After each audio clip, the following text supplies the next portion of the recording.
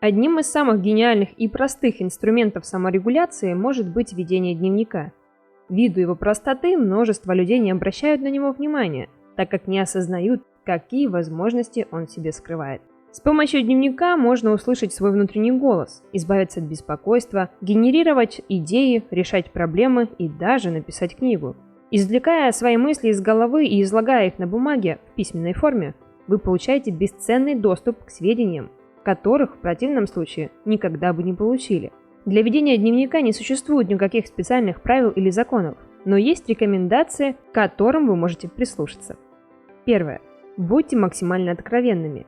Если вы не откровенны даже в своем дневнике, то это мало чем отличается от диалога с другим человеком.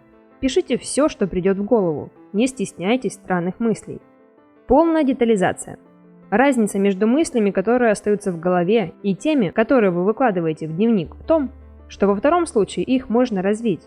Мысли же в голове просто прокручиваются раз за разом и не несут никакой пользы. Если вы обдумываете что-то, запишите это, попытайтесь развить и рассмотрите с разных точек зрения. Третья рекомендация – это писать каждый день.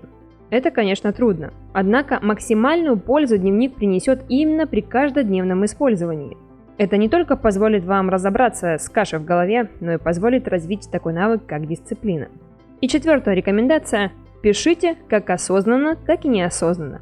Пользу вам принесет и автоматическое письмо, когда вы просто пишете все, что приходит в голову, и тщательное, при котором вы анализируете и размышляете. Так задействуются разные участки мозга, что является своего рода тренировкой. Существует действительно масса причин вести дневник, однако я вам расскажу о 4 наиболее важных. Их должно вполне хватить, чтобы не просто понять, зачем вести дневник, но и то, кем вы были и стали, и как стать лучше. Лучше понять себя, свои эмоции и переживания, а в некоторых случаях найти решение из безвыходных ситуаций. Итак, 4 наиболее важных причины. Первое. Психологический аспект. Дневник может стать вашим личным психологом. Он всегда под рукой и не требует дополнительных расходов. Человек редко задумывается о своем внутреннем мире по разным причинам. Городская сумбурная жизнь отрывает нас от реального настоящего мира. Постоянные внешние раздражители отвлекают внимание от духовных познаний. К тому же постоянно не хватает времени. Как бы то ни было, самоанализ является прекрасным способом понять себя, свои мотивы, ценности и стремления. И именно дневник помогает в этом.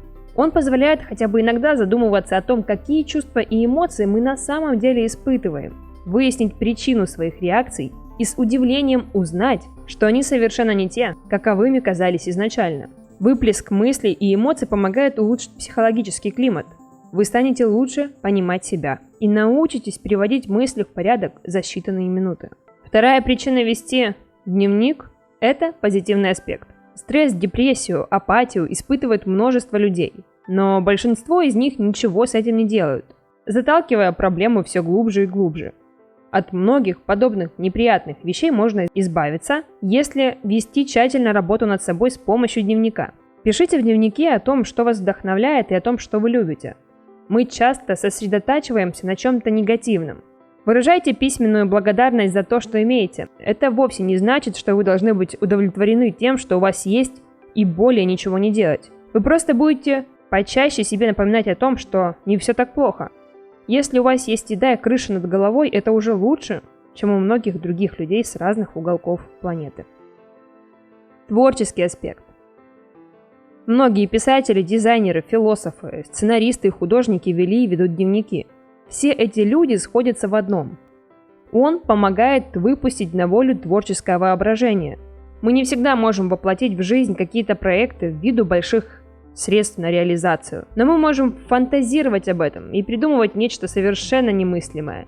Ведение дневника позволит вам убрать творческие блоки. Если хотите написать книгу, но стопоритесь, то лучшим вариантом будет вести заметки. Согласитесь, в любом случае лучше хоть что-то писать, пусть и не связанное с вашим будущим произведением. Многие писатели практиковали этот способ. Он позволял им завестись самим и завести свое творческое воображение. Дневник не вызывает писательского блога просто потому, что ничего не требует, не накладывает на вас никакой ответственности. Вам не нужно быть на высоте, не обязательно даже придумывать витиеватые фразы. Каким бы видом творчества вы ни занимались, вы всегда можете рассуждать о нем в своем дневнике. И интеллектуальный аспект. Сегодня забыто не только искусство ведения дневника, но во многом и искусство размышлять. Поэтому регулярные записи напрямую связаны с повышением интеллекта.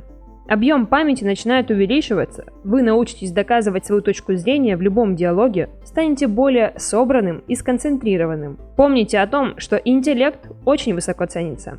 Занимайтесь саморазвитием, инвестируйте в знания, а также развивайте когнитивные способности с помощью ведения дневника. Потому что ведение дневника – это одно из самых приятных, вдохновляющих и повышающих самооценку занятий в жизни.